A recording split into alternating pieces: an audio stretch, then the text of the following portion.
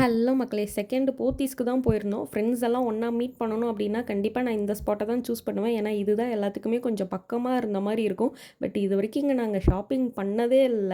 ஏன் சொல்றேன்னு பார்த்தீங்கன்னா, ஏன்னா இங்க அவ்ளோ காஸ்ட்லியா இருக்கும். இங்க சேலம்ல போத்தீஸ் ஸ்டார்ட் பண்ணி ஆல்மோஸ்ட் 7 டூ 8 இயர்ஸ் பக்கம் இருக்கும்னு நெனைக்கிறேன்.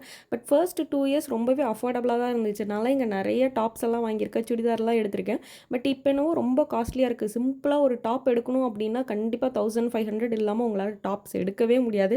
அதனாலேயே இங்க மோஸ்ட்லி விண்டோ ஷாப்பிங் தான் பண்ணுவோம். ஏதாவது ட்ரெஸ் புடிச்சிருந்தா கூட ட்ரையல் பார்த்துட்டு அப்படியே வச்சுட்டு வந்துருவேன் நான்லாம் மேக்ஸிமம். அண்ட் கிட்ஸ்க்கெல்லாம் பார்த்தீங்கன்னா, டாய்ஸ் ரொம்ப ரொம்ப டிஃப்ரெண்ட்டா இருக்கும். இப்போ நான் கையில வச்சுட்டு இருக்கிறது கூட இதுக்கு முன்னாடி நான் எங்கேயுமே பார்த்ததில்ல. இப்போ தான் ஃபர்ஸ்ட் டைம் இங்க போத்தீஸ்ல நானும் பார்க்குறேன். அண்ட் விண்டோ ஷாப்பிங் எல்லாம் முடிச்சுட்டு நேரா ஃபுட் கோர்ட்டுக்கு தான் போயிருந்தோம். எனக்கு இங்க ஃபுட் பார்த்தீங்கன்னா ரொம்பவே பிடிக்கும். ரொம்பவே அஃபோர்டபுளா இருக்கும். Still now.